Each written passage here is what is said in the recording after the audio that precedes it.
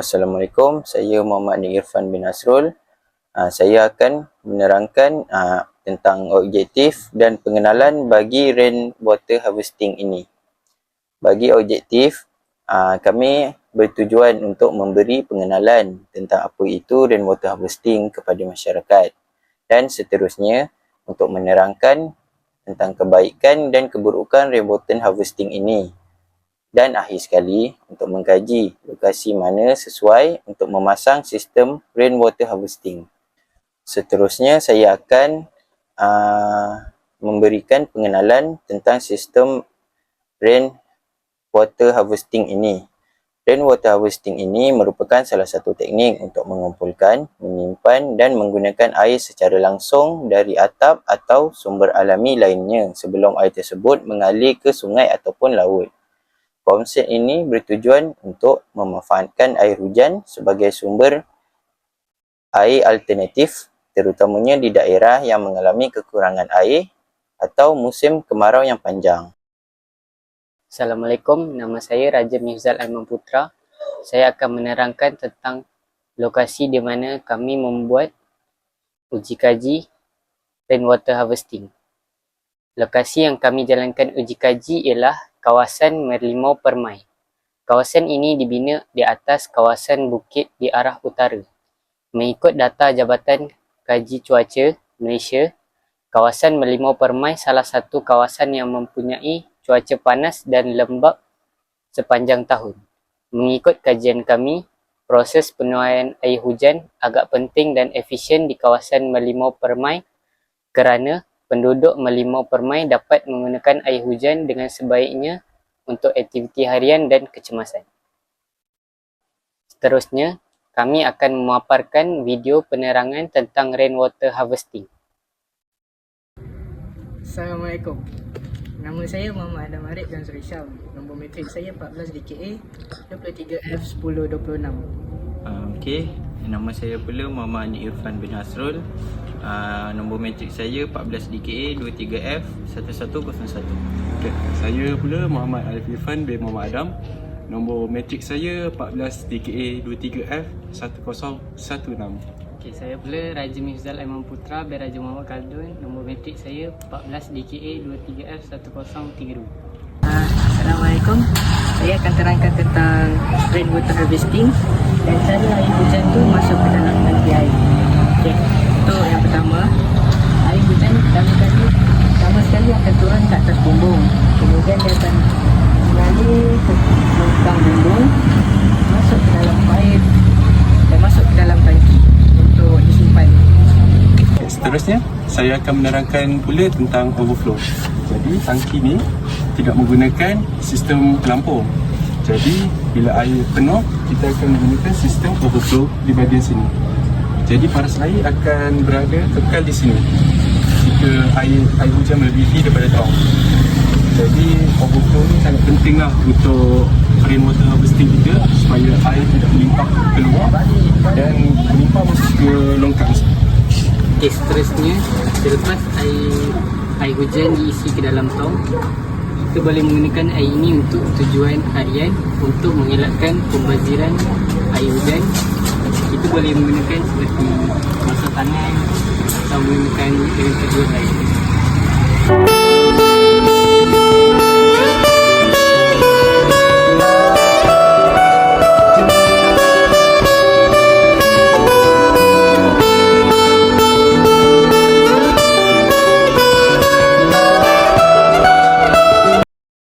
Okay, seterusnya saya akan menerangkan tentang kebaikan rainwater harvesting.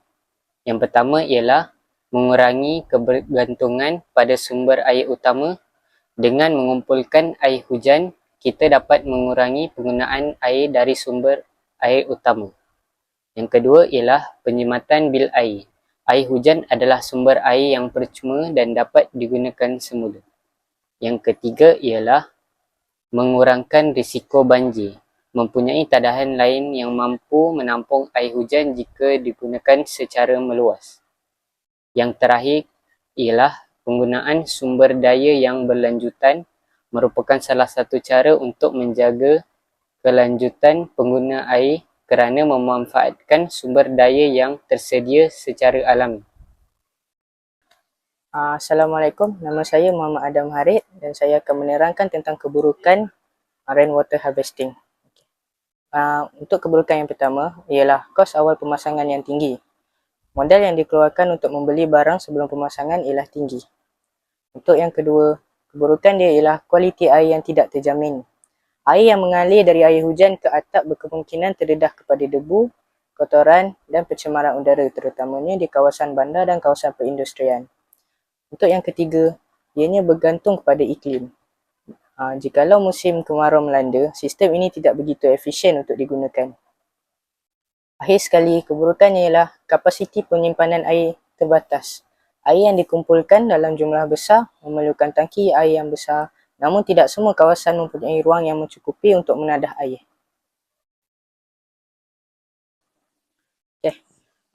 Kemudian saya akan menerangkan tentang bahan dan peralatan yang digunakan. Bahan-bahannya ialah pipe PVC untuk dijadikan sebagai saluran air. Yang kedua ialah elbow PVC yang digunakan untuk menjadi lencongan bagi arah air ataupun konektor bagi pipe. Yang ketiga ialah tangki air. Ianya menjadi sumber takungan untuk air. Yang keempat ialah longkang pada atap. Fungsinya ialah untuk menjadi saluran air yang turun dari atap. Yang kelima ialah gam PVC. Ianya digunakan untuk melekatkan bahagian-bahagian pipe PVC antara satu sama lain. Akhir sekali, untuk bahannya ialah bilik air. Fungsinya untuk menjadi tempat pengeluaran sumber air. Bagi peralatan pula, yang pertama ialah gergaji PVC. Fungsinya ialah untuk memotong pipe PVC yang terlalu panjang.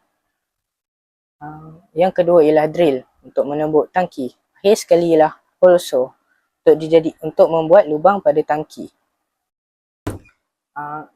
Seterusnya saya akan menerangkan tentang perbincangan ataupun soalan. Soalan yang pertama, di mana sistem penuaian ini, air hujan ini paling berguna? Jawapannya ialah sistem ini paling berguna di kawasan yang mengalami kekurangan air, kawasan yang mempunyai musim kemarau yang panjang atau di kawasan bandar yang ingin mengurangkan kos penggunaan air. Untuk soalan yang kedua pula, adakah sistem ini mesra alam? Ya, sistem penuaian air hujan ini ialah mesra alam kerana ia mengurangkan penggunaan air dari sumber semula jadi seperti sungai dan air bawah tanah serta mengurangkan pencemaran dan limpasan air hujan. Assalamualaikum, saya Muhammad Alif Irfan. Saya akan menerangkan tentang perbincangan. Bagi perbincangan yang ketiga, apakah komponen asas dalam sistem penuaian air hujan? Jawapannya ialah komponen utama termasuk permukaan pengumpulan seperti bumbung, paip untuk mengalirkan air, penapis untuk menghilangkan kekotoran, tangki penyimpanan dan sistem pengedaran air yang dikumpul. Soalan yang keempat pula ialah berapa lama sistem ini boleh bertahan? Jawapannya, dengan penyelenggaraan betul, sistem penuaian air hujan boleh bertahan selama bertahun-tahun. Tangki penyimpanan dan sistem paip mungkin memerlukan pembersihan berkala untuk mengelakkan penyumbatan atau pertumbuhan alga. Bagi kesimpulan yang dapat dibuat berdasarkan kajian rainwater harvesting kami, sistem penuaian air hujan adalah metode pengumpulan dan penyimpanan air hujan untuk digantikan nanti yang boleh memberikan beberapa manfaat yang penting. Kesimpulan dari sistem penuaian air hujan ialah sistem ini mesra alam, dapat mengurangkan penggunaan tenaga dan meningkatkan ketahanan terhadap kemarau dengan menyediakan bekalan air untuk musim kering. Seterusnya, penuaian air hujan juga dapat menjimatkan penggunaan air sumber air, mengurangkan banjir dan hakisan serta mengurangkan bil air dengan menggunakan air hujan untuk kegunaan harian. Secara keseluruhan, sistem ini adalah penyelesaian yang praktikal, mesra alam dan menjimatkan untuk meningkatkan ketersediaan air, terutamanya di kawasan yang terdedah kepada kemarau atau kekurangan bekalan air bersih.